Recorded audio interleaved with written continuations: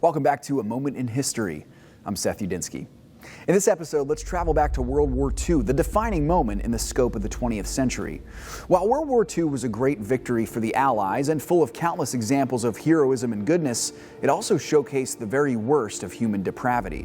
In the duration of the war, a genocide of unprecedented proportions was committed against a people group that has been at the center of the human story for thousands of years, and this, of course, is the Jews.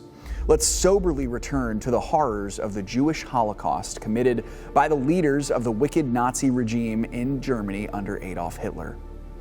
The foundation of the Holocaust, which means destruction by fire, by the way, was laid in the early 1930s when Adolf Hitler, leader of the German Nazi Party, rose to absolute power in Germany as Chancellor of the nation.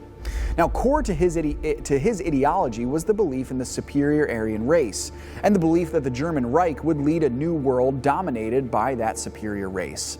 Conversely, he believed that other races were inferior and needed to be exterminated. His hatred was strongest for the Jewish people.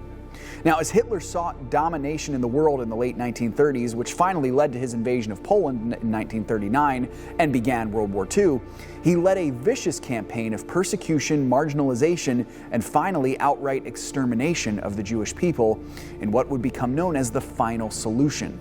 Jews were rounded up and brought to concentration camps, where many of them were worked to death, including at the infamous Auschwitz in Poland. Now, from the beginning of the mass extermination attempt in the 1930s to the war's end in 1945, over 6 million Jews were murdered at the hands of the Nazis.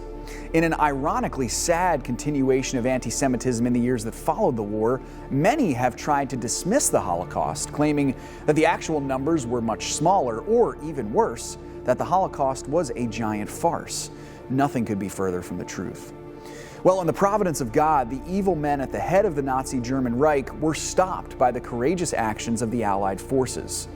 Simultaneously, those who miraculously survived the death camps were liberated throughout the last months of the war in 1945.